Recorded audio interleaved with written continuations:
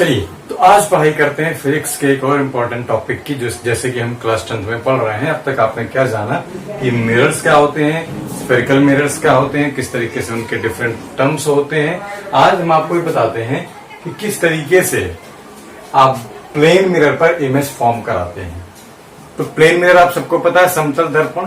समतल दर्पण एक इस प्रकार का परावर्तक तल होता है या रिफ्लेक्टिंग सरफेस होता है, जो कि प्लेन होता है, स्मूथ होता है, स्मूथली पॉलिश्ड होता है और उस ऑब्जेक्ट की इमेज को उसी के अंदर दिखाता है। वो जैसे जब आप शीशे के सामने खुद को देखते हैं तो आपको लगता है कि आप शीशे के अंदर हैं, लेकिन वास्तव में आप शीशे के बाहर होते हैं। तो और तभी तक इमेज रहेगी जब तक आप उसके सामने खड़े होंगे। ये है। तो हम देखते हैं कि किस तरीके से इमेज बनती है। तो देखिए, याद रखिए कि जो प्लेन मिरर होता है उसमें जो इमेज बनती है वो बनती है सीधी। सीधी का मतलब अगर आप ऐसे सीधे खड़े हैं तो आपकी मिरर में भी इमेज सीधी आएगी। और जो इमेज होती है वो होती है सेम साइज की। मतलब अगर आपकी हाइट 5.5 फीट है तो आपकी इमेज में भी हाइट 5.5 फीट ही रहेगी, वो 6.5 या 4.5 नहीं होगी। तीसरी, जो आपका लेफ्ट होता है वो इमेज का राइट हो जाता है, और जो आपका राइट होता है इमेज का लेफ्ट। इसे कहते हैं लेटरल इन्वर्जन। इसे बोलते हैं लेटरल इन्वर्जन।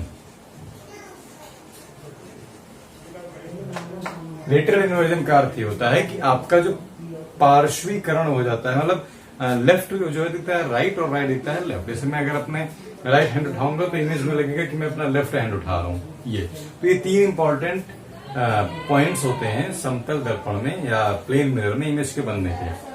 तो ये कैसे सिद्ध होता है, ये सीबीएसई में तो नहीं है लेकिन यूपी बोर्ड में भी शायद दिया हुआ है। मैंने इसको प्रूव करने की कोशिश की। देखिए, हमारे पास एक प्लेन मिरर है एमएन। इस एमएन पर कोई ऑब्जेक्ट है ए, ठीक है। यहां पर कोई ऑब्जेक्ट प्लेस्ड है ए पर, तो कोई लाइट रे ए से सीधी आएगी, उसके नॉर्मल के अलोंग या उसके अभिलंब के अलोंग, और उसी दिशा में लौट जाएगी ऐसे, ठीक है। तो ए बी आपतित किरण थी, इंसिडेंट रे थी, और B you can say it के जेड सपोज। तो बी जेड क्या है, रिफ्लेक्टेड रे है। क्योंकि आपको पता है कि जब भी कोई लाइट रे नॉर्मल के अलोंग आएगी तो उसी दिशा में लौट जाएगी, लेकिन अगर नॉर्मल से कोई एंगल बनाती हुई आती है तो वो कुछ न कुछ एंगल बनाती हुई रिफ्लेक्ट होती है। ये क्यों होता है मैं आपको एक वीडियो में बता चुका हूँ, फिर से देख लीजिए। कि मान लीजिए ये कोई प्लेन है, इस पर कोई इमेज ऐसे नॉर्मल के अलोंग नहीं आ रही है, तो यहाँ पर एक नॉर्मल आप बनाते हैं तो कुछ न कुछ एंगल बनाती है ये। लेकिन जब आप इसको नॉर्मल के अलोंग कर देंगे तो ये एंगल क्या हो जाएगा आपका, 0। जब ये एंगल 0 हो जाएगा तो रिफ्लेक्टिंग एंगल भी 0 हो जाएगा, क्योंकि आपको पता है कि रिफ्लेक्शन के 2 नियम होते हैं, एंगल ऑफ इंसिडेंस और एंगल ऑफ रिफ्लेक्शन बराबर होते हैं। तो उसी का प्रयोग करते हुए आगे पढ़ते हैं हम लोग। तो देखिए, कोई यहां से लाइट रे चली, वो उसी दिशा में लौट गई, लेकिन ऐसा तो है नहीं कि एक ही दिशा में लाइट रे आएगी, वो सारी दिशाओं में जाती हैं। तो हमने माना कि कोई लाइट रे है एसी जो कि फॉल कर रही है कहीं पर, इस सी पॉइंट पर फॉल करेगी, तो यहां पर हम एक इमेजिनरी नॉर्मल खींचेंगे। ये नॉर्मल या इस एसी और सीडी के बीच के एंगल को बताएगा कि क्या है। तो देखिए, यहां पर जो एंगल ऑफ इंसिडेंस है और यहां पर जो एंगल ऑफ रिफ्लेक्शन है, ये दोनों बराबर होंगे as per the laws of reflection, ठीक है।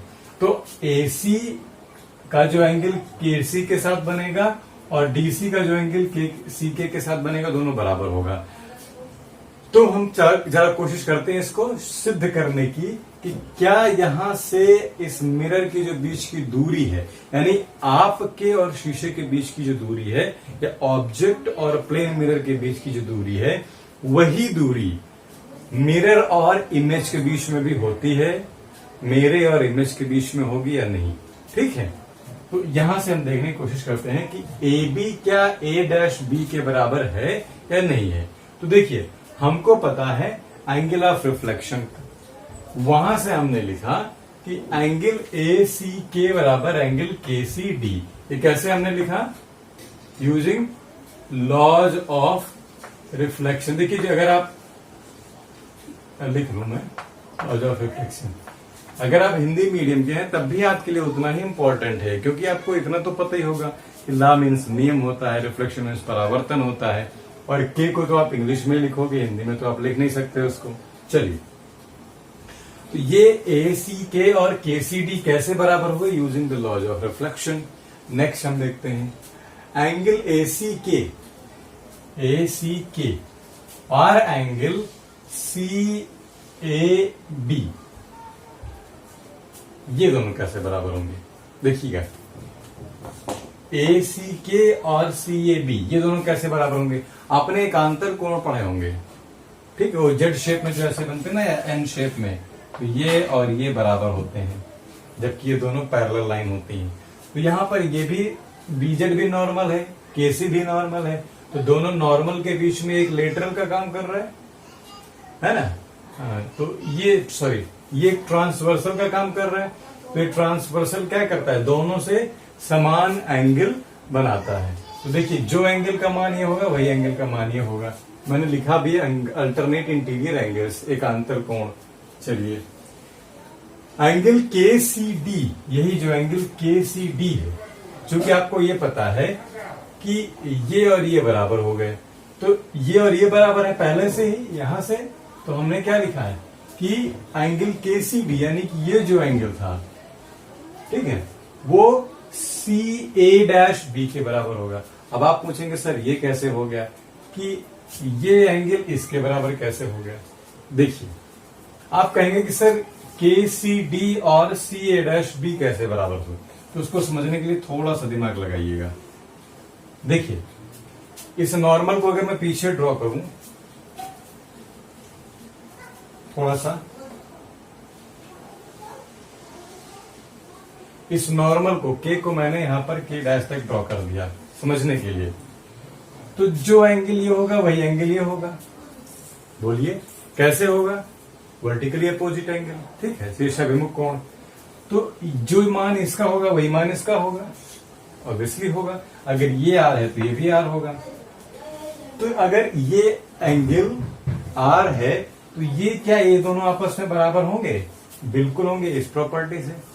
तो इतना कुछ करने की बजाय, क्योंकि आप 10th में हम सीधे लिख सकते हैं कि एंगल के सी डी जो है वो एंगल सी ए डैश बी के बराबर है। आशा करता हूं कि आपको समझ में आया होगा, नहीं तो आप वीडियो पॉज करके वीडियो रिवाइंड करके आप देख सकते हैं। उसके बाद अब जबकि ये और ये एंगल बराबर हो गए, ठीक है, तो हम कोशिश करते हैं एक रिलेशनशिप फाइंड आउट करने की, जो कि ट्राइंगल ए डैश बी और सी, जो कि हमारा यहां था, और ट्राइंगल ए बी सी के बीच में, क्योंकि हमें इसको प्रूव करना है तो कहीं ना कहीं इन्हीं दोनों ट्राइंगल का यूज करना पड़ेगा। तो देखिए, नाउ इन राइट ट्राइंगल, ये राइट है यहां पर आगे, यानी अब हम समकोण त्रिभुज ए बी सी और ए डैश बी सी में क्या देखते हैं कि एंगल बी ए सी और बी ए डैश सी बराबर है। ये एंगल और ये एंगल बराबर है। कैसे? अभी हमने यहां पर लिखा, ठीक है, क्योंकि ये बराबर है इसके और ये बराबर है इसके, तो ये बराबर होगा इसके और यही बराबर होगा इसके, तो वहां से ये दोनों भी आपस में बराबर होंगे। तो इतना सब करने की बजाय डायरेक्ट हमने लिख लिया कि ये और ये एंगल बराबर हो गए, तो हमने यहां पर लिख लिया। और क्या बराबर है? देखिए, ये दोनों राइट एंगल्स हैं, ये दोनों राइट एंगल्स हमने बराबर लिख लिए क्योंकि दोनों राइट एंगल्स हैं। अब एक ट्राइंगल में दो कॉन्टिन्यूअस एंगल्स बराबर हैं, दो एडजेसेंट एंगल्स बराबर हैं, ये और ये बराबर है यहाँ पर, और उनके बीच की एक साइड कॉमन है, तो हम यहां से क्या लिख सकते हैं? BC is common to both. तो यहां से हमने लिखा है कि triangle ABC and A dash BC are congruent triangles. मैंने पूरा नहीं लिखा, कॉन्ग्रुएंट ट्राइंगल्स, ठीक है। ये दोनों सर्वांग सम त्रिभुज हैं। सर्वांग सम का अर्थ क्या होता है कि उसकी सारी भुजाएं और सारे कोण बराबर होंगे। तो यहां से हम ये पाते हैं कि AB बराबर A डैश B, यानी कि जितनी लंबाई इस भुजा की है उतनी ही लंबाई इस भुजा की होगी। इसका अर्थ क्या हुआ? इसका अर्थ ये हुआ कि मिरर से जितनी दूरी पर ऑब्जेक्ट रखा जाएगा, दर्पण से जितनी दूरी पर वस्तु रखी जाएगी, उतनी ही दूरी पर उसका प्रतिबिंब बनेगा मिरर के अंदर। ठीक है। अच्छा, जैसे अगर हम दौड़ते हुए मिरर की ओर जाएं तो इमेज का क्या प्रभाव होगा? इमेज दौड़ती हुई मिरर की ओर आएगी। ठीक है, यानी कि वो दूर भागेगी, वो भी आपके करीब आएगी। कभी आप खुद को मिरर के सामने एकदम लेकर जाइए और मिरर पर किस करिए, तो आपको इमेज भी किस करती हुई नजर आएगी। मतलब कि जिस तरीके से आप मिरर के क्लोजर होते हैं, वैसे ही इमेज भी आपके क्लोजर आती जाती है। तो ये एक इम्पोर्टेंट रिलेशन था जो यूजुअली आपको स्किप कर दिया जाता है, नहीं बताया जाता। तो मैंने सोचा यार मैं आपको बता दूं, अच्छा लगा तो औरों के साथ भी बांटिए, और बाकी के टॉपिक्स लेकर के मैं अगले वीडियो में आ रहा हूं। ठीक है। Happy learning. Thank you.